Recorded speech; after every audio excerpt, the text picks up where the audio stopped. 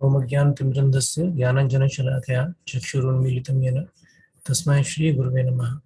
वन्देऽहं श्रीगुरु श्रीयुतापदकमलं श्रीगुरुन् वैष्णवांश। श्रीरूपं सागरजातं सगण रघुनाथान्वितं तं सजीवं साद्वैतं सावधूतं परिजनसहितं कृष्णचैतन्यदेवं श्रीराधा कृष्णपादान् सहगण रघुनाथ सहगण ललिता श्रीविशाखान्वितांश। नमो विष्णुपादाय कृष्णप्रेष्ठाय भूतले श्रीमते भक्तिवेदांत स्वामी नामिने। जय श्री कृष्ण चैतन्य प्रभु नित्यानंद श्री अद्वैत गदाधर श्रीवासादि गौर भक्तवृंद। मूकं करोति वाचालं पंगुं लंघायते गिरिं श्री गुरु करुणा विग्रहाय नमस्ते। हरे कृष्णा। आज आप सबको मुझे झेलना पड़ेगा आनंद वृंदावन प्रभु के एब्सेंस में। मैं आप सबसे प्रार्थना करता हूँ कि मेरे लिए प्रार्थना करें कि भगवान मुझे ऐसे शब्द मेरे मुंह से बुलवाएं जिससे मेरा भी भला हो और आप सबकी भी मैं सेवा कर सकूं। एक बार मैं राधानाथ महाराज का लेक्चर सुन रहा था तो उसमें महाराज बोलते हैं कि कभी कभी गुरु हमारे साथ छल करते हैं। वो हमको क्लास देने के लिए बोलते हैं, जब हम वो क्लास देते हैं तो उससे हमको ही काफी कुछ सीखने को मिलता है। तो ये भी कुछ ऐसी परिस्थिति है, जो भी मैं बोलूंगा अपने लिए बोलूंगा ताकि मैं भी जो बोल रहा हूँ उसको अच्छे से समझ सकूं, ऐसी प्रार्थना है। तो आज का टॉपिक रहेगा कि जपा जब हम करते हैं तो कई बार हमें लगता है हम कई वर्षों से जपा कर रहे हैं लेकिन इसका लाभ क्यों नहीं मिल रहा हमको। Why chanting doesn't seem to work? Krishna book के स्टार्टिंग में जॉर्ज हैरिसन बोलते हैं कि everyone is looking for Krishna, some don't realize it but they are. हर कोई कृष्ण को ढूंढ रहा है, किसी को पता है किसी को नहीं पता। ऐसा बताया जाता है कि जो आत्मा है वो आनंदमय अभ्यासात है। हम लोग आनंद को ढूंढ रहे हैं सब जगह, हैप्पीनेस को ढूंढ रहे हैं, खुशी को ढूंढ रहे हैं। जो मटेरियलिस्ट हैं वो मटेरियलिस्टिक लाइफ में अपना आनंद ढूंढ रहे हैं। डिवोटीज भक्त भगवान के चरणों में आनंद ढूंढ रहे हैं। कहाँ आनंद मिलेगा किसी को नहीं पता। कोई कहीं ढूंढ रहा है, कोई कहीं ढूंढ रहा है, बट हर कोई आनंदित होना चाहता है। ये हमारा नेचर है। तो जब हम कोई चीज करना चाहते हैं और हमें उसका रिजल्ट नहीं मिलता, आनंद हम ढूंढना चाहते हैं बट हमें आनंद नहीं मिलता, तो इसके दो वजह हो सकती हैं। पहला तो हम सही काम कर रहे हैं बट अच्छे तरीके से नहीं कर रहे। जैसे मटेरियलिस्ट सोचते हैं कि हाँ मटेरियल लाइफ में एंजॉयमेंट है, आनंद है, लेकिन मुझे मिल नहीं रहा क्योंकि मैं ठीक से ट्राई नहीं कर रहा। वो आनंद को बोलते हैं हम होंगे कामयाब एक दिन। कोशिश करते रहते हैं, कोशिश करते रहते हैं। उनको ये पक्का विश्वास है कि ढूंढ सही जगह रहे हैं बट सही तरीके से नहीं ढूंढ रहे। तो वो लाइफ आफ्टर लाइफ इतने सारे जन्म निकल जाते हैं, एक जन्म के बाद दूसरा जन्म, साल पर साल, दशक निकल जाते हैं, डेकेड्स निकल जाते हैं। दे कीप ऑन ट्राइंग कि हाँ बस अभी थोड़ा एजुकेशन मिल जाए, थोड़ा 10th पास कर लूं फिर आनंद आ जाएगा लाइफ में, 12th का कॉम्पिटेटिव एग्जाम निकाल लूं फिर आनंद आ जाएगा लाइफ में, शादी हो जाएगी तो आनंद आ जाएगा लाइफ में। नहीं नहीं अभी थोड़ा और बाकी है, थोड़ा ठीक से नहीं किया, ये भी कर लूं तो आनंद आ जाएगा लाइफ में। तो उनको ये पक्का विश्वास है कि आनंद है यहाँ पर, लेकिन ठीक से नहीं कर रहा, कुछ तो मिस हो रहा है।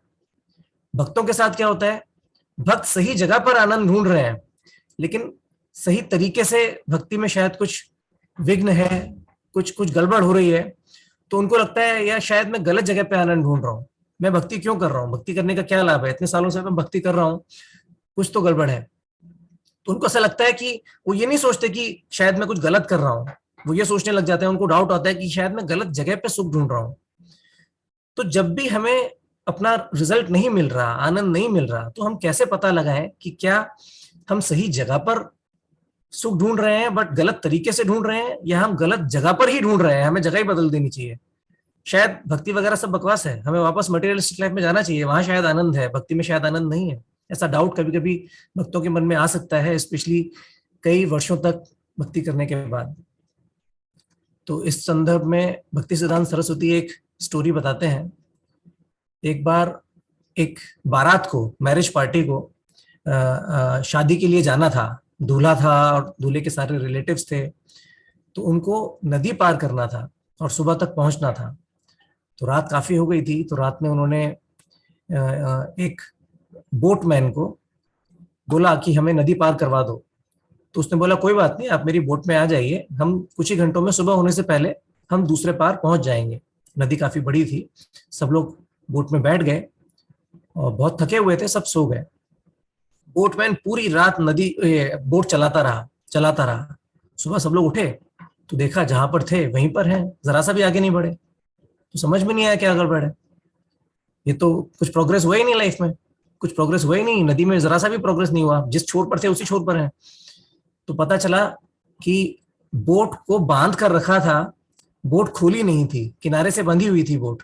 तो उसमें आप कितनी भी जोर लगाएं, कितना भी पूरी रात चप्पू चलाएं, वो बोट आगे ही नहीं बढ़ेगी। तो उसी तरह हम भी भक्ति में बहुत मेहनत करते हैं। 64 राउंड, 128 राउंड, 192 राउंड, इतना साधना, इतनी सेवा, बहुत मेहनत करते हैं। लेकिन कई बार हमको वो आनंद नहीं मिलता है, क्योंकि हमारी लाइफ में भी हमारी भी बोट किनारे से बंधी हुई है, कुछ अटैचमेंट्स हैं ऐसे जो जिनसे हम बंधे हुए हैं। या फिर बोलते हैं बोट को अगर रोकना होता है पानी के बीच में तो एंकर डालते हैं। एंकर एक लोहे का बहुत बड़ा टुकड़ा होता है, जिसको बोट से आप गिराते हैं तो नीचे जाकर जमीन में गहरे पानी में धंस जाता है, नदी के बेस में या समुद्र के बेस में जाकर वो धंस जाता है। तो जिससे बोट अपनी जगह से इधर उधर जा नहीं सकती। जब तूफान वगैरह आता है तब इसको यूज करते हैं ताकि बोट इधर उधर भाग नहीं जाए। तो हम ऐसे ही कुछ अड़चने जो हमारी भक्ति में आती हैं, जिनको हम एंकर बोल सकते हैं या अटैचमेंट्स बोल सकते हैं या वो रस्सी बोल सकते हैं जिससे वो बोट बंधी हुई है, वो हम आज की क्लास में चर्चा करेंगे। पहला होता है मटेरियल अटैचमेंट। जब भी हमारा कोई मटेरियल अटैचमेंट होता है तो हम उस अटैचमेंट से रिलेटेड कोई बात होती है तो वो एकदम से हमको समझ में आती है, लेकिन कोई और बात होती है तो हमको समझ में नहीं आती। किसी स्टॉक मार्केट के आदमी को आप कृष्ण कथा का लेक्चर सुनाएंगे तो उसको उतना समझ में नहीं आएगा, शायद वो सो जाएगा। लेकिन बीच में आपने सडनली स्टॉक मार्केट का बात किया तो उसके कान खड़े हो जाते हैं, अरे क्या बोला क्या बोला। सिमिलरली एक एक स्टोरी आती है कि एक बार एक क्रिश्चियन पादरी प्रीचिंग कर रहे थे कोल माइन के वर्कर्स को। तो वो लोग माइन में काम करते थे, तो उनकी जिंदगी मतलब नर्क जैसी थी। तो उनको बोला कि अगर आप भगवान का नाम नहीं लोगे तो आप नर्क में जाओगे। तो उन्होंने कहा नर्क में जाएंगे, नर्क क्या होता है? बोले नर्क बहुत गंदी जगह है। तो नर्क में क्या होता है, क्या तकलीफें मिलेंगी? अरे वहां पर बहुत अंधेरा है, बहुत अंधेरा है। वो तो हमारी माइंड में भी है, वो तो हमारी खदान में भी काफी अंधेरा होता है। अरे वहां पर बिल्कुल आप कहीं बाहर नहीं निकल पाएंगे, आपको नर्क में ही रहना पड़ेगा, बाहर नहीं निकल पाएंगे। बोले बाहर भी नहीं निकल पाएंगे, अंधेरा है। तो ये तो हमारी माइंड जैसा है, तो हम अभी भी वैसा ही कर रहे हैं, तो उसमें क्या बड़ी बात है? तो प्रीस्ट बोलते हैं कि वहां पर आपको न्यूज़पेपर नहीं मिलेगा। तो लोग एकदम से घबरा गए और सडनली बोले हाँ हम आपका मैसेज सुनेंगे। क्या बोल रहे हैं आप, बिना न्यूज़पेपर के कैसे जिंदा रहेंगे हम? तो उनको नरक से फर्क नहीं पड़ता, उनको न्यूज़पेपर ज्यादा जरूरी लगता है। तो उसी तरह जब हम भगवान का मैसेज किसी को देते हैं कि भगवान ने गोवर्धन पर्वत उठाया, भगवान ने किस तरह अपने भक्तों के साथ इतने अच्छे अच्छे आदान प्रदान किए, तो नहीं समझ में आता। लेकिन जब हम कहते हैं कि कुछ कुछ शेरो शायरी सुनाए या कुछ एंटरटेनिंग जोक सुनाए या फिर कुछ कुछ ऐसा एंटरटेनिंग कुछ बात करते हैं तो एकदम से कान खड़े हो जाते हैं, हम सुनने लगते हैं। हम सुनते हैं कि जब देवता कयाधु जो हिरण्यकशिपु की पत्नी थी उसको उठाकर ले गए थे, तब नारद मुनि ने उनको बचाया था। नारद मुनि की शरण में कयाधु थी और प्रहलाद महाराज उनके गर्भ में थे। तो नारद मुनि जब प्रवचन करते थे तो प्रहलाद महाराज सुनते थे और वो सुनकर परम भक्त बन गए। लेकिन कयाधु नहीं सुन पाती थी क्योंकि उनका वो डरी हुई थी, उनका जो ध्यान था वो अपने बेटे में था कि मेरे बेटे को कहीं कुछ ना हो जाए। तो वो अटैच थी, तो उसकी वजह से वो मैसेज सुन नहीं पाई नारद मुनि का। तो हमारे केस में भी जब हम क्लासेस सुनते हैं, लेक्चर सुनते हैं, तो कई बार हमारा ध्यान इधर उधर भटक जाता है। और ध्यान कहाँ जाता है? जहां हमारे अटैचमेंट्स होते हैं। सिमिलरली जब हम सुबह जपा करते हैं तो हरे कृष्णा माला चल रही है, अगर हमें नींद नहीं भी आती तब भी हमारा ध्यान कहीं और चला जाता है और जपा मैकेनिकली होता रहता है। और ध्यान कहाँ जाता है? जहां हमारे मटेरियल अटैचमेंट होता है। तो उसकी वजह से हम ध्यान से सुन नहीं पाते। ये एक साइंस है। जैसे अगर आप, मैं जब इंजीनियरिंग में था तो इंजीनियरिंग प्रोजेक्ट्स होते थे कुछ, तो उसमें हम एक इंटीग्रेटेड सर्किट बनाते थे, आईसी। तो सर्किट में जब आप बना रहे हैं कुछ, तो काम नहीं करता कई बार, तो आप उसको टेस्ट करते हैं तो पता चलता है कि यहाँ पर एक वायर लूज है। तो जब तक सारे वायर अपनी जगह पर नहीं होंगे तब तक करंट फ्लो नहीं होगा, वो काम नहीं करेगा। आपका जो भी डिवाइस, आपके कंप्यूटर में एक मदरबोर्ड इतना बड़ा होता है, इतने सारे उसमें कनेक्शंस होते हैं, एक कनेक्शन, एक एक कैपेसिटर, एक रेजिस्टर, एक कुछ ऐसा एक कनेक्शन इधर उधर हो गया तो पूरा सब काम करना बंद कर देता है कंप्यूटर या कोई भी मशीन। तो सब कुछ अपनी जगह पर होना चाहिए। तो उसी तरह जब हम जप कर रहे हैं, तो जब हम ध्यान से जप नहीं कर पा रहे, ठीक से जप नहीं कर पा रहे, तो उसका मतलब हमारा वायर डिस्कनेक्टेड है। हम हरि नाम से डिस्कनेक्टेड हैं, जुड़े हुए नहीं है उस टाइम। तो जब हरि नाम से हम उस टाइम जुड़े हुए नहीं है तो उसका फायदा हमको नहीं मिल पाता, और फिर हमें डाउट होने लगता है कि क्या ये प्रोसेस काम करता है। तो उसका सॉल्यूशन क्या है मटेरियल अटैचमेंट से बचने का? इसका सॉल्यूशन है, आप उन लोगों को देखिए जो डिटैच्ड हैं, जिनके कोई आसक्तियां नहीं है जीवन में। वो लोग क्या करते हैं? जो आसक्त है वो अपनी आसक्ति के पीछे भागेगा। किसी को भगवान में आसक्ति है तो भगवान के पीछे जाएगा, किसी को शराब के प्रति आसक्ति है तो शराब के पीछे भागेगा और शराब के गुणगान करेगा, किसी को स्त्री में आसक्ति है तो स्त्री के पीछे भागेगा, किसी को धन के पीछे आसक्ति है तो धन के पीछे भागेगा। लेकिन जो बिल्कुल आसक्त नहीं, जैसे सुखदेव गोस्वामी, वो क्या करते हैं? जब उन्होंने कृष्ण कथा सुनी तो कृष्ण कथा से वो कृष्ण के प्रति आकर्षित हुए। वो किसी इस भौतिक जगत की किसी चीज के पीछे आसक्त नहीं थे। तो हमें ये देखना चाहिए कि जो डिटैच्ड लोग हैं वो क्या कर रहे हैं, क्योंकि they will not be influenced by any of their attachments, they will not be influenced by anything, they will not be biased। तो उससे हमें पता चलता है क्या चीज सही है, जो लोग डिटैच्ड हैं वो क्या फॉलो कर रहे हैं। दूसरा सॉल्यूशन है, हमारे अटैचमेंट्स हैं, हम जब सुन नहीं पाते, ध्यान इधर उधर जाता है, तो हमें कोशिश करनी चाहिए कि हम जब जपा करते हैं तो हर एक कृष्णा महामंत्र का हर शब्द ध्यान से सुनने की कोशिश करें। आसक्ति है, नहीं सुन पा रहे, बट कोशिश करनी चाहिए। ये मानकर नहीं बैठना चाहिए कि मैं मैकेनिकली जपा कर रहा हूँ, 16 माला हो गया और काम खत्म। नहीं, जितने जितने शब्द, जितने हरि नाम हम सुनेंगे उतना हमको फायदा होगा। अगर 16 माला में हमने एक भी हरि नाम नहीं सुन पाए तो हमको फायदा नहीं होगा। 4-5 ही मंत्र सुन पाए तो थोड़ा सा फायदा होगा। 100-200 मंत्र सुन लिए 1600-1700 मंत्र में से तो ज्यादा फायदा होगा। सारे मंत्र सुन लिए तो बहुत फायदा होगा। तो हमें कोशिश करनी चाहिए, जितना हम सुन पाएंगे उतना हमारा डिटैचमेंट बढ़ेगा। जनियत्याशु वैराग्यम ज्ञानम चयत हेतुकम, हमारा अंदर से ज्ञान और वैराग्य दोनों अपने आप बढ़ेंगे। तीसरा, हम जब कोई भी कथा सुनते हैं तो उस कथा में हर शब्द पर हमें मेडिटेट करना चाहिए कि अभी गुरु ने क्या कहा, जो भी साधु का हम क्लास सुन रहे हैं उन्होंने क्या कहा, इसका मतलब क्या है। उस पर मेडिटेट करना चाहिए कि इसका क्या मतलब है, मेरे लिए लाइफ में कैसे एप्लीकेबल है। तो वो हमें मेडिटेट करना चाहिए। तो इससे मटेरियल अटैचमेंट्स की वजह से जो हमारे जप में बाधा आती है, ये उसका सॉल्यूशन है। तो पहला था मटेरियल अटैचमेंट। दूसरी बाधा आती है कि हम जो इस संसार के झूठे वादे हैं, फॉल्स प्रॉमिस, हम उसमें शरण ढूंढते हैं। हमें बताया जाता है कि आप यहाँ इन्वेस्टमेंट करिए, आपको 25% पर ईयर का रिटर्न मिलेगा, तो हम भागे भागे जाते हैं, फिर हमारे संग धोखा हो जाता है। हमें ऐसा बताया जाता है कि आप शादी कर लो, बहुत खुश रहोगे, लोगों के अफेयर्स होते हैं और फिर शादी के बाद झगड़े होते हैं, धोखा हो जाता है हमारे साथ। तो ऐसे बहुत जगह हमारे साथ धोखा होता है। आप लाइफ की किसी भी एस्पेक्ट को देखिए, पैसे को देखिए, रिलेशनशिप्स को देखिए, हर जगह जो हम सोचते हैं हमें उतना अच्छा नहीं मिलता। किसी रियल एस्टेट प्रॉपर्टी में आप इन्वेस्ट करेंगे, बिल्डर आपके साथ धोखा कर लेता है। मुझे याद है पुणे में जब मैं रहता था 15 साल पहले, तो एक ब्रोकर ने हमको एक प्रॉपर्टी दिखाई थी, तो हमने उसको टोकन अमाउंट दे दिया था, 1 महीने की ब्रोकरेज उसकी दे दी थी कैश में। तो उसके बाद वो फ्लैट हमको नहीं मिला, हमारे साथ धोखा हो गया। तो उसके बाद तो वो हमें फिर से बड़े प्यारे प्यारे शब्दों में बड़े स्वीट वर्ड्स बोलने लगा, अरे सर कोई बात नहीं, ये फ्लैट छोड़ो, ये फ्लैट तो बेकार था, मैं आपको दूसरा दिखाता हूँ। तो हमारे संग धोखा करने के बाद लोग हमको दोबारा एकदम स्वीट वर्ड्स बोलते हैं, बहुत प्यार से हमसे बात करते हैं, तो फिर हमारा मन करता है चलो मान लेते हैं। झगड़ा हुआ, फिर सामने वाले ने प्यार से बात की, तो चलो मान लेते हैं। शादियों में ऐसा हस्बैंड वाइफ के बीच बहुत होता है, या बॉयफ्रेंड गर्लफ्रेंड के बीच ऐसा बहुत होता है। तो इस दुनिया में, ये दुनिया भी हमारे संग बहुत वादे करती है, ऐसा करोगे 10th क्लास पास कर लोगे तो लाइफ सेट है, आईआईटी में एडमिशन हो जाएगा तो उसके बाद लाइफ सेट है। तो हम मान लेते हैं हाँ मैं मेहनत करता हूँ, आईआईटी में एडमिशन हो गया, अच्छे कॉलेज में एडमिशन हो गया। फिर हमें लगता है यार इसमें तो आनंद नहीं आ रहा, धोखा हो जाता है। फिर हमें अच्छे अच्छे प्यारे प्यारे शब्दों में बताया जाता है, अरे आईआईटी में एडमिशन क्यों लिया था, जॉब करने के लिए लिया था ना, तो जॉब नहीं लगी ना अभी, तो जब जॉब लगेगी तब आनंद आएगा।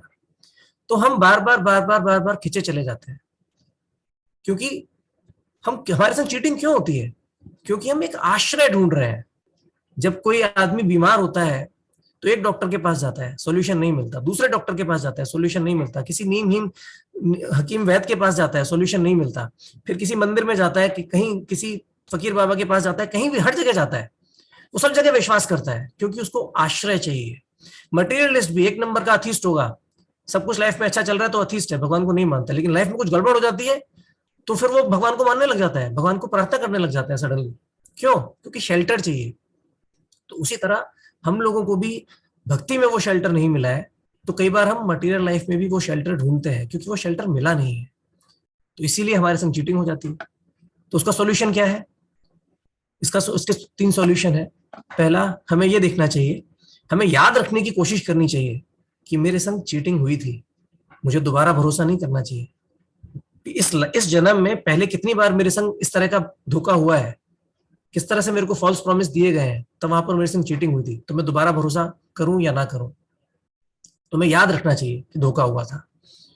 दूसरा, जो शेल्टर हम ढूंढ रहे हैं, जो हमें मिला नहीं है, जिसकी वजह से हम इस दुनिया के फॉल्स प्रॉमिस पर भरोसा कर लेते हैं, वो शेल्टर हमें कृष्ण में ढूंढना चाहिए। परम दृष्टवा निवर्तते, जब वो शेल्टर हमको मिल जाएगा तो मटेरियल, जो भी मटेरियल वर्ल्ड की आसक्तियां हैं वो सब खत्म हो जाएंगी। तो वो शेल्टर हमको कृष्ण में ढूंढना चाहिए। अपनी स्पिरिचुअल प्रैक्टिस को बहुत सीरियसली लेना चाहिए कि हाँ मुझे जो आनंद चाहिए यहीं से मिलेगा। ऐसा फॉर्मेलिटी के लिए जपा नहीं करना चाहिए कि हाँ क्या रूल है 8:30 तक जपा करना है ना, ठीक है 8:30 बजा, उसके बाद में जपा छोड़ के निकल जाऊंगा। तो 7:30 से ही अगर हमको थकान है या नींद आ रही है तो 7:30 से ही हम कृष्ण के नाम पर ध्यान नहीं कर रहे हैं, हम जिस बात पर ध्यान कर रहे हैं कि 8:30 कब बजेगा और कब मैं जाऊंगा, वैसे नहीं। अगर हमारा मन नहीं भी लग रहा जब में, तो हमें ध्यान देना चाहिए कि भगवान मुझे आनंद नहीं मिल रहा, मैं क्या करूं, 8:30 बज गया, मुझे दूसरी चीजों में जाना है, अपनी दूसरे सेवाएं करनी है या दूसरे अपनी रिस्पॉन्सिबिलिटीज पूरी करनी है, बट भगवान मुझे तो आनंद नहीं मिला, मुझे तो आपके नाम में बिल्कुल आनंद नहीं है, मुझे शेल्टर दो। तो नाम जप का हम सहारा लें कि भगवान मुझे शेल्टर दो। सहारा मिल जाएगा तो आनंद आ जाएगा, लेकिन जब तक सहारा नहीं मिला तो मटेरियल लाइफ में सहारा ढूंढने की बजाय भगवान के नाम में वो हम सहारा ढूंढना चाहिए। तो पहले तो हमें याद रखना चाहिए कि कैसे हमारे साथ धोखा हुआ था, तो दोबारा वहां नहीं जाने का। भक्ति में हमें सहारा ढूंढना चाहिए। और तीसरा, हमें याद रखना चाहिए कि जब मटेरियलिस्ट जो अथिस्ट होते हैं वो भी तो भगवान का सहारा लेने आ जाते हैं ना बुरे समय में, फिर जब समय ठीक हो जाता है फिर भूल जाते हैं। तो जब वो भी भगवान का सहारा लेने आ जाते हैं, भगवान का नाम ले लेते हैं बुरे समय में, तो फिर हम क्यों नहीं ले सकते, बुरे समय में भी और अच्छे समय में भी। क्योंकि बुरे समय में एक बार शेल्टर मिल गया, फिर आपने शेल्टर छोड़ दिया तो फिर आप शेल्टरलेस हो गए ना। छोटा बच्चा जब घबरा जाता है तो माँ बाप के पास भाग के आता है, फिर जब सेफ फील करता है फिर चला जाता है। अभी आप फिर से चले जाओगे तो फिर से तकलीफें आएंगी ना, फिर से आपके ऊपर तकलीफ आएगी, फिर आप माँ बाप के पास भाग के आओगे। तो अब माँ बाप के पास ही रहो ना, उस शेल्टर को छोड़ो नहीं ना आप। तो पहला प्रॉब्लम था मटेरियल अटैचमेंट, दूसरा था seeking shelter in false promises, जिसकी वजह से हम जप नहीं कर पाते। तीसरा है जस्टिफाइंग मेंटालिटी, जस्टिफिकेशन। लॉजिक के नाम पर हम बोलते हैं लॉजिकल थिंकिंग होनी चाहिए, रैशनल थिंकिंग होनी चाहिए, भगवान में क्यों आप यकीन कर रहे हैं, ये तो अंधविश्वास है। लॉजिकल रीजनिंग के नाम पर हम, जो हमें अच्छा लगता है वो हम चुन लेते हैं। अगर मैं आपको 3 स्टेटमेंट बताऊं कि राजू बहुत इंटेलिजेंट है, पहली स्टेटमेंट, राजू भगवान को मानता है, भगवान की पूजा करता है, दूसरा स्टेटमेंट। तीसरा स्टेटमेंट, कोई भी इंटेलिजेंट आदमी भगवान को नहीं मान सकता, ये तो बेवकूफी है। तो ये तीनों स्टेटमेंट साथ में नहीं जाते। अगर आप बोलेंगे राजू भगवान को मानता है और राजू इंटेलिजेंट है, तो इसका लॉजिकल कंक्लूजन क्या है कि इसका मतलब भगवान है। इंटेलिजेंट लोग भगवान को मान रहे हैं, देखो राजू जैसे इंटेलिजेंट लोग भगवान को मानते हैं, तो उसका मतलब भगवान है। अगर कोई कहता है भगवान नहीं है, तो उसका मतलब वो स्टेटमेंट गलत हो गई। अगर आप ऐसा मानते हैं कि राजू इंटेलिजेंट है और इंटेलिजेंट लोग भगवान में यकीन नहीं करते, और कोई आपसे कहे देखो राजू भगवान को मानता है, बोले हो ही नहीं सकता, राजू भगवान को कैसे मानेगा, राजू तो इंटेलिजेंट आदमी है, हम जानते हैं, आईआईटी किया हुआ है उसने, तो बहुत पढ़ा लिखा आदमी है, और पढ़े लिखे लोग तो भगवान को मानते ही नहीं है। तुमसे जरूर कोई गलती हुई है, तुमने मंदिर में राजू को नहीं देखा होगा, किसी और को देखा होगा। तो हम उसको लॉजिकली बोल देते हैं कि नहीं नहीं नहीं, भक्ति नहीं कर रहा हूं। अगर आप ऐसा माने कि राजू भगवान की भक्ति करता है और इंटेलिजेंट लोग भगवान की भक्ति नहीं करते, तो आप बोलेंगे, लॉजिकल कंक्लूजन आप निकालेंगे, अरे राजू तो इंटेलिजेंट हो ही नहीं सकता, इंटेलिजेंट लोग तो भगवान को मानते नहीं है, राजू तो भगवान को मानता है, कैसा इंटेलिजेंट हो, बेवकूफ आदमी है, अंधविश्वासी आदमी है वो। तो लॉजिक के नाम पर एक्चुअली अगर आप देखें तो लॉजिक से कोई भी दो स्टेटमेंट मानकर आप तीसरी स्टेटमेंट को गलत बोल सकते हैं। तो यहां लॉजिक नहीं हुआ, एक्चुअली आप चूज कर रहे हैं क्या आपको मानना है।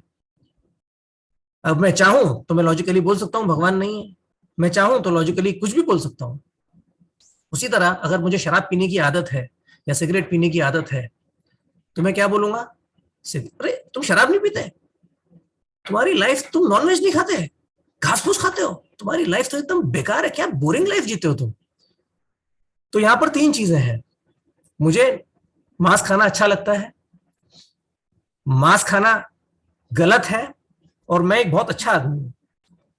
तो मैं बहुत अच्छा आदमी हूं, ये मेरा अटैचमेंट है, मैं तो मानता हूं मैं बहुत अच्छा आदमी हूं, तो गलत काम कर ही नहीं सकता।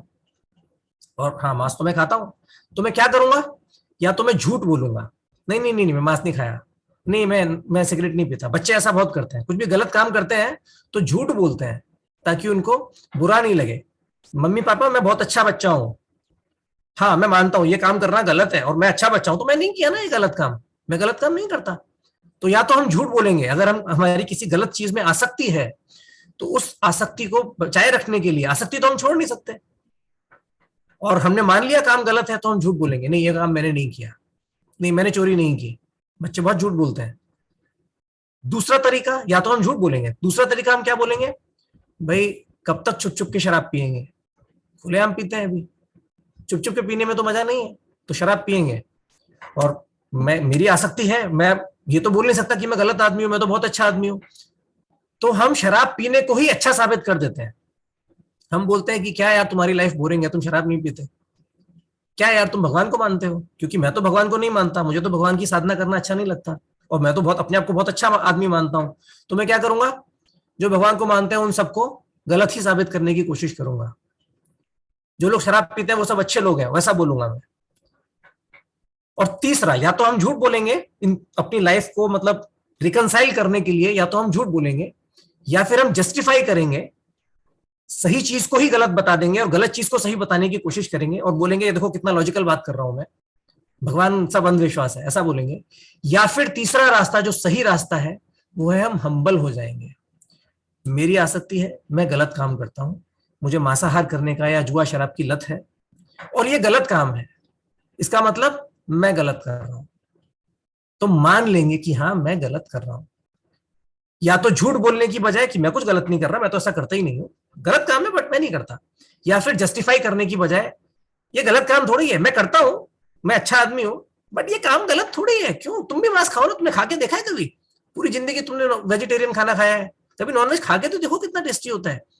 बिना खाए तुम कैसे बोल सकते हो कि ये गलत है, बिना शराब पिए तुम कैसे बोल सकते हो, या तो मैं जस्टिफाई करूंगा, या फिर मैं अपनी कमियों को मान लूंगा और मैं हम्बल बन जाऊंगा, और ह्यूमिलिटी से मैं बोलूंगा कि हाँ मैं गलत हूं।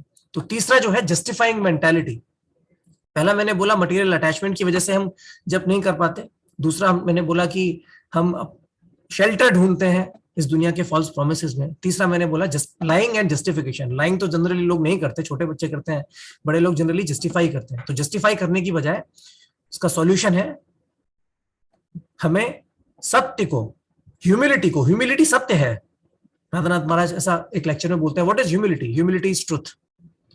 तो we should choose humility over lying और जस्टिफाइंग, हमें सत्य को पकड़कर हम्बली मान लेना चाहिए कि हाँ मैं गलत हूं, मुझे सुधार की जरूरत है, मैं फंसा हुआ हूं इस दुनिया में, झूठ बोलने की बजाय या जस्टिफाई करने की बजाय। दूसरा, जब भी हम जस्टिफाई करते हैं उसके पीछे कहीं ना कहीं कोई अटैचमेंट होता है। आप कोई भी लॉयर लीजिए, कोई कोर्ट केस में जब लॉयर लड़ते हैं आपस में, तो लॉयर कभी ये नहीं बोलेगा कि मैं तो सत्य के पीछे जाऊंगा, मेरी समझ में आ गया कि मेरा जो क्लाइंट था वो गलत था, इसको फांसी चढ़ा दीजिए, कभी नहीं बोलेगा, क्योंकि वहां से उसको पैसा मिलने वाला है। उसका क्लाइंट अगर गलत भी होगा तो वो उसके लिए कोर्ट केस लड़ता रहेगा एंड तक, कुछ ना कुछ पॉइंट ऐसा निकाल कर लाएगा कि नहीं नहीं मेरे क्लाइंट को सजा नहीं मिलनी चाहिए। क्यों? क्योंकि वहां उसका अटैचमेंट है, वहां से पैसा आने वाला है। तो कोई भी लॉयर कभी सत्य के पीछे नहीं भागता। उसी तरह हमारा भी कोई ना कोई अंडरलाइंग अटैचमेंट होता है, तभी हम जस्टिफाई करते हैं।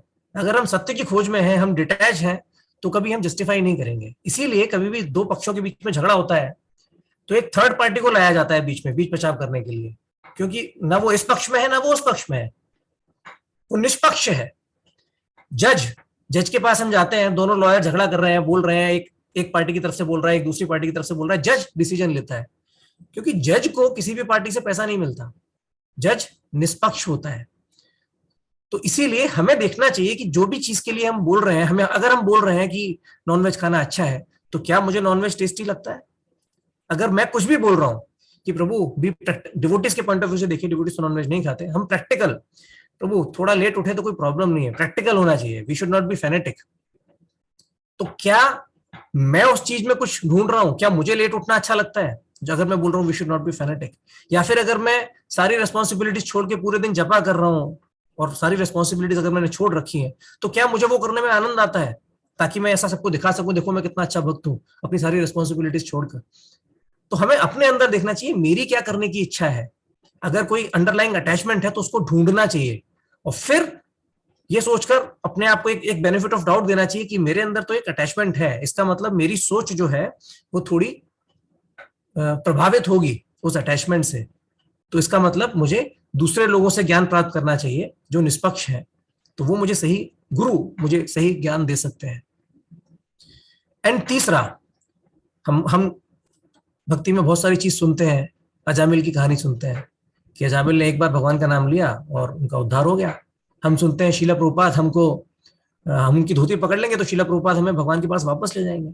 तो ये जो चीजें होती हैं हमें बहुत आशा देती हैं, बहुत होप देती हैं कि गुरु हैं हमारी रक्षा करने के लिए, कृष्ण हमारी रक्षा करेंगे, मारे राखे कृष्णा मारे के, कृष्णा रखेंगे तो कोई कुछ नहीं कर सकता, गुरु हमें भगवत धाम लेके जाएंगे अगर हम एक अच्छे गुरु का शरण लेंगे तो ये जो चीजें बहुत होप देती है। लेकिन हम इनको क्या है, टेकन फॉर ग्रांटेड ले लेते हैं।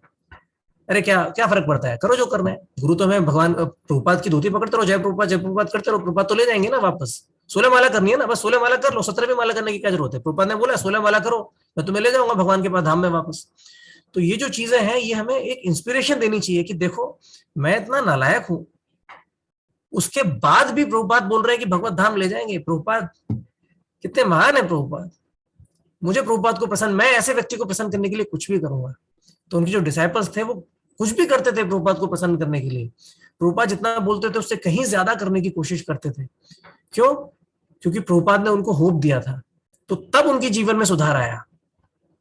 ये प्रभुपाद की कृपा है, प्रभुपाद हमसे बोलते हैं कि मैं तुम्हें वापस भगवत धाम ले जाऊंगा, लेकिन ये हमारी भी जिम्मेदारी है कि हम अपनी तरफ से जितना हो सके उतना करें, उसका फायदा नहीं उठाए कि मैं तो बस 16 माला करूंगा और प्रभुपाद मुझे ले जाएंगे, और फिर अगर नहीं हुआ तो फिर हम बोलेंगे अरे प्रभुपाद तो झूठ बोलते थे, ये प्रोसेस तो काम नहीं करता, 15 साल से भक्ति कर रहा हूँ, कुछ चेंज नहीं आया अभी। क्योंकि हमारी मेंटालिटी गलत है, हम उस चीज का फायदा उठाना चाहते हैं। जो चीजें हमें होप दे रही हैं we are taking them for granted, तो we should not take them for granted, that is also type of justification. चौथा जो प्रॉब्लम आता है वो होता है लैक ऑफ पेशेंस। एकदम सही रास्ते पर है, एकदम सही तरीके से कर रहे हैं, बट रिजल्ट नहीं मिल रहा, इतने साल हो गए, रिजल्ट मिलेगा, कोई गलती नहीं है बट रिजल्ट मिलेगा। हर चीज में टाइम लगता है। कृष्णा हमें एकदम से झटके में चाहिए, 1 सेकंड में कृष्णा चाहिए, आज भक्ति चालू किया कल एकदम से परम भक्त बन जाना चाहिए मेरे को। अगर मैं नहीं बन पाया परम भक्त 2 दिन के अंदर तो इसका मतलब प्रोसेस काम नहीं करता। अगर मुझे 1 मिनट में बात समझ में नहीं आई तो इसका मतलब बात ही गलत है, आप गलत बात कर रहे हो, मुझे तो समझ में ही नहीं आई, ऐसा कैसे हो सकता है? तो इसका सॉल्यूशन क्या है? इसका सॉल्यूशन है हमें अपने आजू बाजू देखना चाहिए हम कहाँ कहाँ पर पेशेंस दिखा रहे हैं।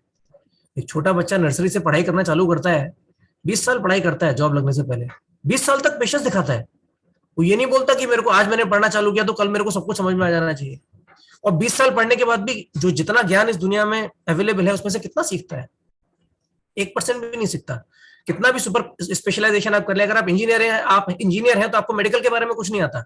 अगर आप एक मेडिकल डॉक्टर हैं तो आपको इंजीनियरिंग के बारे में कुछ नहीं आता, आपको आयुर्वेद के बारे में कुछ नहीं आता। इतनी सारी साइंसेज हैं, आप न्यूक्लियर फिजिक्स के बारे में कुछ नहीं जानते। तो आप जो भी जानते हैं एक छोटी सी फील्ड के बारे में थोड़ा सा ही जान पाते हैं 20-25 साल पढ़ाई करने के बाद भी। डॉक्टरल स्टडी, पोस्ट डॉक्टरल, कुछ भी कर लो आप, उसके बाद भी थोड़ा सा ज्ञान प्राप्त करने के लिए भी 20-25 साल का पेशेंस लग जाता है, तब जाके थोड़ा सा मिलता है और हम बोलते हैं कि हाँ now I am a PhD. Job किस लिए करते हैं? थोड़ा पैसा आए, थोड़ी सिक्योरिटी मिले। 40 साल आदमी जॉब करता है, 37-38 ईयर्स आदमी जॉब करता है, 20-22 साल की उम्र से जॉब करना चालू करता है, 60 साल की उम्र तक जॉब करता है। कुछ लोग उसके बाद भी काम करते रहते हैं, अपना खुद का बिजनेस होता है, लोग 70-70, 80-80 साल तक जॉब करते रहते हैं। तो पेशेंस, कितना पेशेंस दिखाते हैं, पैसा कमाने के लिए कितना पेशेंस दिखाते हैं। और वो भी ऐसा नहीं कि दिन में 2 घंटे कर रहे हैं, जैसे हम सोलह माला दिन में 2 घंटे करते हैं। वो दिन में 2 घंटे स्टूडेंट्स पढ़ाई नहीं करते, या जॉब दिन में 2 घंटे नहीं होती है, वो पूरे पूरे दिन होती है। सुबह आदमी जाता है, 1.5-2 घंटा तो आदमी का, 3 घंटा तो ट्रैवलिंग में निकल जाता है। जितना जितना समय हम सोलह माला को देते हैं उतना समय मुंबई में, उससे ज्यादा समय एक आदमी लोकल ट्रेन में निकाल देता है, लोकल ट्रेन में, बस में, ऑटो में निकाल देता है। और उसके बाद 10 घंटा 12 घंटा जॉब में, लोगों की नींद पूरी नहीं हो पाती। उतना सब करने के बाद भी लोग 20-20, 40-40 साल मेहनत करते हैं और कंप्लेन नहीं करते रिजल्ट क्यों नहीं आ रहा, रिजल्ट क्यों नहीं आ रहा। जब हम जॉब ज्वाइन करते हैं तो पहली तारीख को जॉब ज्वाइन करते हैं तो ये शिकायत थोड़ी करते हैं सैलरी क्यों नहीं आई, सैलरी क्यों नहीं आई, सैलरी क्यों नहीं आई, ऐसा बोलते हैं क्या? सैलरी 30 तारीख को आएगी, आ जाएगी। 30 तारीख तक पेशेंस रखते हैं ना कि हाँ आएगी। 30 दिन का पेशेंस एक सैलरी के लिए भी रखते हैं। तो जब भक्ति हम सही तरीके से कर रहे हैं और इतने जन्मों जन्मों करोड़ों जन्मों तक 84 लाख योनियों में, उसमें भी पता नहीं कितनी बार हमने जन्म लिया है, सब ट्रांसग्रेटिफिकेशन किया है, वो एक बार में थोड़ी धुल जाएगा। जब कोई दूध का बर्तन जल जाता है, आप उसको घिसने का कोशिश करें, गंदगी निकलती रहती है लेकिन साफ नहीं होता एक बार में। जिन लोगों ने करने का कोशिश किया हो, दूध बहुत जल के एकदम गाढ़ा हो गया है बर्तन में, और आप उस बर्तन को घिस रहे हैं, काला काला निकल रहा है, निकल रहा है, निकल रहा है, लेकिन बर्तन साफ होने में कई बार 10-10, 15-15, 20-20 मिनट लग जाता है। घिसते रहिए, घिसते रहिए, घिसते रहिए, हो जाएगा साफ। तो भक्ति में पेशेंस नहीं छोड़नी चाहिए। अगर हमको पता है, हमने अपना सारा प्रिकॉशन ले लिया, हमारे कोई अटैचमेंट नहीं है, या अटैचमेंट है भी लेकिन वी आर अवेयर, हमें पता है कि हमारे अटैचमेंट है, हम उनका ध्यान रख रहे हैं, ढंग से लेक्चर सुन रहे हैं, ढंग से जपा कर रहे हैं, तो धीरे धीरे धीरे धीरे धीरे रिजल्ट मिलेगा। एक बार ब्रजभाई प्रभु बोल रहे थे, आप 40 साल मान के चलो, 40 साल तक आपको रिजल्ट नहीं मिला तो भक्ति छोड़ देना। एक जीवन तो दो भगवान को, इतने सारे जन्मों तक हमने इतना टाइम पास किया है, एक जीवन तो दो, एक जीवन पूरा खत्म होने तक पेशेंस रखो। 5वां प्रॉब्लम जो आता है, हम भक्ति में ढूंढते हैं, क्या ढूंढते हैं हम भक्ति में? हम अपनी पर्सनल प्लेजर ढूंढते हैं rather than pleasure of Krishna. हम भक्ति कर रहे हैं जब तक हमें आनंद मिल रहा है, नेम फेम ग्लोरी मिल रहा है, लोग बोल रहे हैं वाह विपुल प्रभु क्या लेक्चर देते हैं, वाह विपुल प्रभु क्या साधना करते हैं, एक अपनी जगह से हिलते नहीं, एकदम सीधा बैठ के करते हैं, डेली आते हैं जब हमें। तो जब तक वो हमें ग्लोरिफिकेशन मिल रहा है तब तक बहुत आनंद आ रहा है। लेकिन जहां कोई थोड़ा हमको ग्लोरीफाई करना भूल गया, बर्थडे विश करना भूल गया, गिफ्ट देना भूल गया, तो हमें बुरा लग जाता है। अरे इतने इतने सारे डिवोटिस को तुमने ग्लोरीफाई किया, मेरा ग्लोरिफिकेशन कैसे भूल गए? मैंने भी तो वो सेवा मिलके की थी, मैंने भी सब्जी काटी थी टेम्पल में 4 डिवोटिस के साथ, बाकी 3 को आपने, 4 को आपने ग्लोरीफाई किया, मेरा नाम कैसे भूल गए आप? तो हमें बुरा लग जाता है। तो हम भक्ति के अंदर भी, भक्ति की जो सेवाएं कर रहे हैं या जो भी कर रहे हैं, उसमें एक मटेरियल प्लेजर ढूंढ रहे हैं। हम बोलते हैं हमें आनंद क्यों नहीं मिल रहा चैंटिंग में, इसका मतलब मुझे आनंद क्यों नहीं मिल रहा। जपा अपने आनंद के लिए नहीं कर रहे, कृष्ण के आनंद के लिए कर रहे हैं, और कृष्ण को आनंद मिल रहा है। अगर आप बोले मैं कृष्ण के आनंद के लिए जपा कर रहा हूँ, कृष्ण को आनंद नहीं मिल रहा है, तो इसका मतलब कुछ तो गड़बड़ कर रहा हूं। तो आप अपनी सेवा बदल देंगे कि हाँ मैं ऐसे करूंगा तो कृष्ण को आनंद मिलेगा। लेकिन अगर आप अपना आनंद ढूंढेंगे और फिर बोलेंगे कि प्रोग्रेस नहीं हो रहा, तो थोड़ा गड़बड़ है।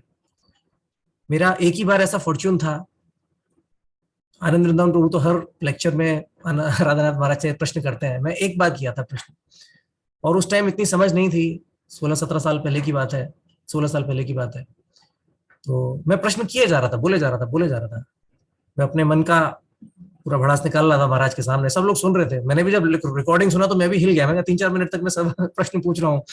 प्रश्न मैंने पूछा था कि भक्तों के साथ हम रहते हैं, हमें कई बार एक एप्रिसिएशन नहीं मिलता, या ग्लोरिफिकेशन नहीं मिलता, या एक जो प्रेम है वो नहीं मिलता। कई बार थोड़ा डिफिकल्ट हो जाता है दूसरे भक्तों के संग रहना, तो महाराज कैसे करना चाहिए? तो महाराज ने बोला, what do you want? After 3-4 minutes of a question, तो पूरा बहुत कंफ्यूजिंग, मैं बड़बड़ाया जा रहा था, तो राधानाथ महाराज पूछते हैं, व्हाट डू यू वांट? तुम्हें क्या चाहिए? मैंने एक शब्द का जवाब दिया, कृष्णा। सब लोग हंसने लगे। थोड़ा बचपना था या जो भी था, लेकिन उसके बाद जो महाराज ने उत्तर दिया वो बहुत अच्छा था। उन्होंने ये नहीं बोला, तो why are you running after name fame glorification, appreciation के पीछे क्यों भाग रहे हो, वैसा उन्होंने नहीं बोला। बोले, ये ह्यूमन टेंडेंसी है, ये हम सबका नेचर है कि कोई हमें प्रेम करे, थोड़ा अप्रिसिएशन मिले, हमें कोई अपनाए। This is human, there is nothing wrong if we desire this और इफ वी वांट दिस। लेकिन जो भी हम सेवाएं कर रहे हैं वो इस पर आधारित नहीं होनी चाहिए कि मुझे अप्रिसिएशन मिलेगा तो ही सेवा करूंगा। अगर अप्रिसिएशन मिला तो भगवान की कृपा है, मेरे अंदर की जो वो है कि मुझे कुछ मिलना चाहिए, मुझे कुछ एंजॉयमेंट मिलना चाहिए, थोड़ा अप्रिसिएशन मिलना चाहिए, वो शांत हो जाएगा। तो ये भगवान की कृपा है अगर भक्त हमें अप्रिशिएट करते हैं तो। और भक्त अप्रिशिएट नहीं भी करते, अप्रिशिएट करना भूल गए, वो भी एक अलग तरह की कृपा है, एक टेस्ट है कि क्या मैं, अगर मुझे अप्रिसिएशन नहीं भी मिल रहा तो क्या मैं भगवान की सेवा कंटिन्यू कर रहा हूं? तो भगवान की सेवा इसलिए नहीं कर रहे कि मुझे कुछ मिलेगा, भगवान की सेवा उनकी प्रसन्नता के लिए कर रहे हैं। और अगर बदले में हमें कुछ मिल गया तो भगवान की कृपा है, लेकिन अगर नहीं मिला, टेस्ट चालू रहा, तो क्या मैं अपनी भक्ति बंद करता हूं या नहीं, वो हमें देखना चाहिए। गोपियों का उदाहरण आता है। एक बार गोपियों नारद मुनि को गोपियों के पास भेजा, मतलब उन्होंने पूछा, आपके सबसे बड़े भक्त कौन है? उन्होंने भगवान विष्णु से पूछा, कृष्ण से पूछा। तो उन्होंने कहा, तुम गोपीस के पास जाओ और उनसे कहो कि कृष्ण के सर में दर्द हो रहा है, थोड़ी उनके चरणों की मिट्टी चाहिए, चरणों की रज चाहिए। तो गोपियों के पास गए, सबके पास गए, गोपियों के पास लास्ट में गए, तो किसी भक्त ने नहीं दिया। बोले, मैं तो नर्क में चला जाऊंगा, मैं अपने पैरों की रज भगवान के सर पे कैसे जा सकती है? भगवान के पैरों की रज हमें अपने सर पे लेनी चाहिए। तो जब गोपियों के पास गए तो गोपियों ने कहा, कृष्ण के सर में दर्द हो रहा है, अच्छा कैसे जाएगा, क्या कर सकते हैं? बोले, आपके चरणों की थोड़ी मिट्टी भगवान के सर में लगेगी तो भगवान के सर का दर्द दूर हो जाएगा। तो सब अपने पैरों से मिट्टी झाड़ कर देने लगी। तो नारद मुनि बोले, ये आप क्या कर रही हो? वो भगवान है, आपकी पैरों की मिट्टी उनके सर पे लगेगी तो आपको अनंत काल तक नरक में रहना पड़ेगा। तो गोपी बोली, कोई फर्क नहीं पड़ता, अगर कृष्ण का 1 सेकंड का भी सरदर्द कम हो जाता है तो हम पूरे इटर्निटी तक नरक में रहने के लिए तैयार है। तो मुझे आनंद आया या नहीं आया, कृष्ण को आनंद आ रहा है क्या? और जब मैं कृष्ण के आनंद में अपना आनंद ढूंढूंगा तब मुझे सही वास्तविक आनंद मिलेगा। एक माँ से पूछिए जिसका बेटा छोटा सा होता है, कुछ महीनों का, पूरी पूरी रात सो नहीं पाती, बच्चा पूरी रात सोता नहीं है, कई बार फ्रस्ट्रेट भी हो जाती है माएँ, कई बार फ्रस्ट्रेट हो जाती है, अरे यार नींद पूरी नहीं हुई है, सोता क्यों नहीं है, सो जा। कई बार फ्रस्ट्रेट भी हो जाती है बच्चे के ऊपर, लेकिन बच्चे की सेवा करना कभी बंद नहीं करती। वो ये नहीं कहती, भाई तू देख ले, रोता रहे पूरी रात, मैं तो दूसरे कमरे में जाके सो रही हूँ। कोई भी माँ ऐसा कभी नहीं करेगी, कितनी भी तकलीफ आए, कितनी भी परेशानी आए। तो जो सच्चा भक्त होता है वो कभी भी भगवान की भक्ति नहीं छोड़ेगा, कितनी भी तकलीफें आए। टेस्ट का मतलब ही यही है। जब हम सोने को आग में डालते हैं तो सोना क्यों चमकता है? सोने के अंदर जितनी भी कुछ कुछ दूसरे धातु लगे हुए हैं, जब आग उस पर पड़ेगी तो दूसरे धातु जलकर काले हो जाते हैं और धीरे धीरे धीरे धीरे करके निकल जाते हैं। तो ये उस धातु का नेचर है। आप तांबा डालेंगे या पीतल डालेंगे, कुछ भी डालेंगे, तो वो आग में पड़ेगा तो काला हो जाएगा, ये उसका नेचर है।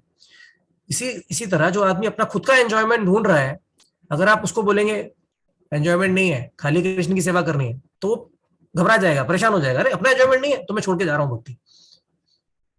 तो इसका मतलब वो टेस्ट बराबर काम कर रहा है। इसका मतलब आपका नेचर अभी, आपने अपना नेचर, आपका नेचर वापस नहीं आया है, जो भगवान की सेवा करने का नेचर है वो आपका अभी वापस स्टैब्लिश नहीं हुआ है, आपका एंजॉइंग नेचर बाकी है, इसलिए आप जल गए।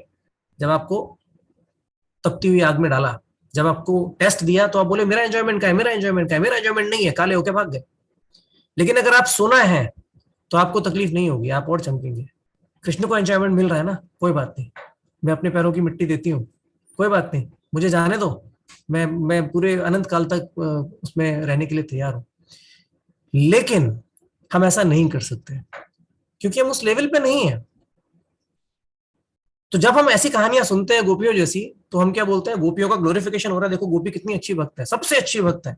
गोपियों ने अपने चरणों की रज दी कृष्ण को, हाँ मुझे भी सबसे अच्छा भक्त बनना है, तो उसमें हम फंस जाते हैं।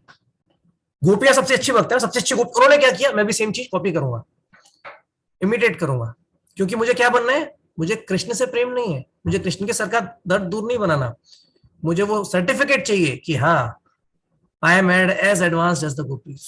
जितनी एडवांस गोपीज है मैं भी उतना एडवांस हूँ। तो गोपियों ने मिट्टी दी थी ना, तो मैं भी देता हूँ। गोपियों ने सेक्रीफाइस किया था ना, मैं भी करता हूँ। बट उस सेक्रीफाइस का पर्पस क्या है, हेतु क्या है, भगवान की प्रसन्नता नहीं है, मेरा खुद का नाम, वो मेरा खुद का लोग बोले कितने अच्छा महान भक्त है, तो उसमें हम फंस जाते हैं। तो सॉल्यूशन क्या है, हमें कृष्ण की कथा सुननी चाहिए, हमें ये सुनना चाहिए। इसका सॉल्यूशन जो हम अपना पर्सनल प्लेजर ढूंढ रहे हैं, हम गोपियों की कहानी सुनकर भी अपना पर्सनल प्लेजर ढूंढ रहे हैं कि कैसे मैं महान भक्त बन जाऊं, तो उसका सॉल्यूशन है हम कृष्ण की कथा सुननी चाहिए, ताकि हमें कृष्ण के प्रति अट्रैक्शन हो। कैसे कृष्ण अर्जुन के चैरियट ड्राइवर बने, कैसे पांडवों के मैसेंजर बने, दूत बन के गए। दूत बनना कोई बहुत बड़ी बात नहीं, अच्छी बात नहीं होती है, दूत बन के गए, एक तरह के नौकर बन के गए। ड्राइवर एक नौकर होता है, वो ड्राइवर बने। कैसे वो एक छोटे से हेल्पलेस बच्चे बन जाते हैं गोपियों के सामने, या जो वृंदावन के गोप गोपियां हैं उनके सामने, ताकि वो उनका ध्यान रख सकें।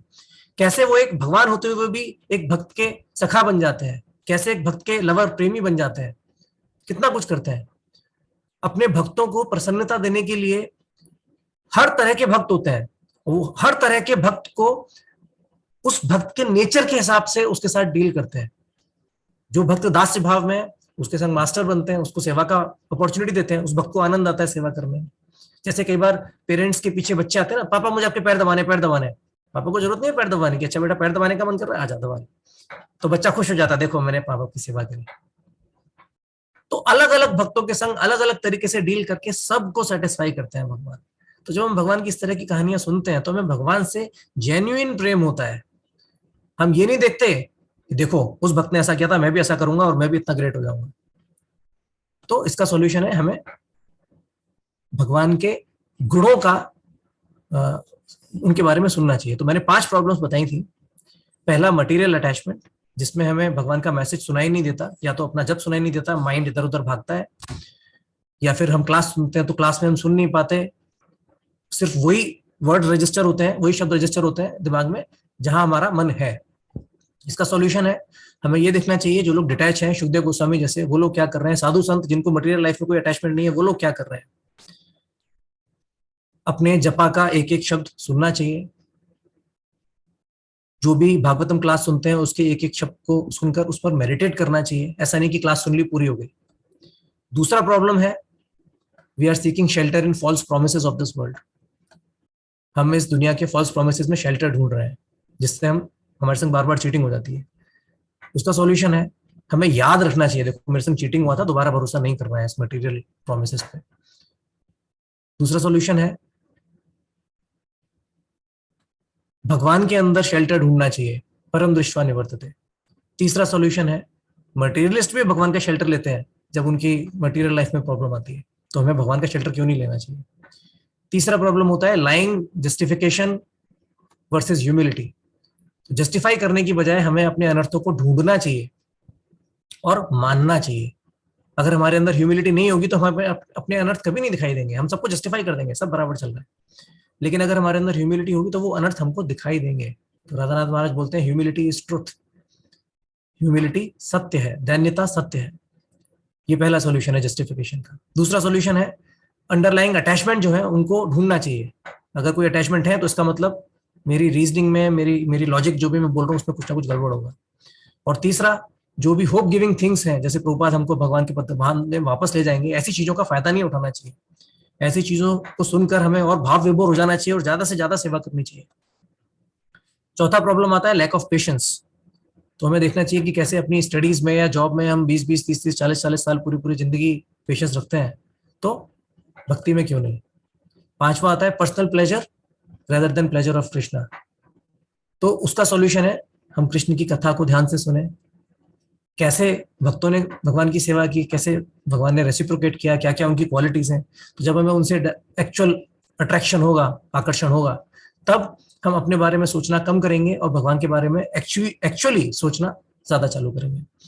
तो मेरी सॉरी, क्लास बहुत लंबा हो गया, 15 मिनट का होना चाहिए था, मुझे क्षमा करें। और वक्त अभी अपना जब प्रारंभ कर सकते हैं।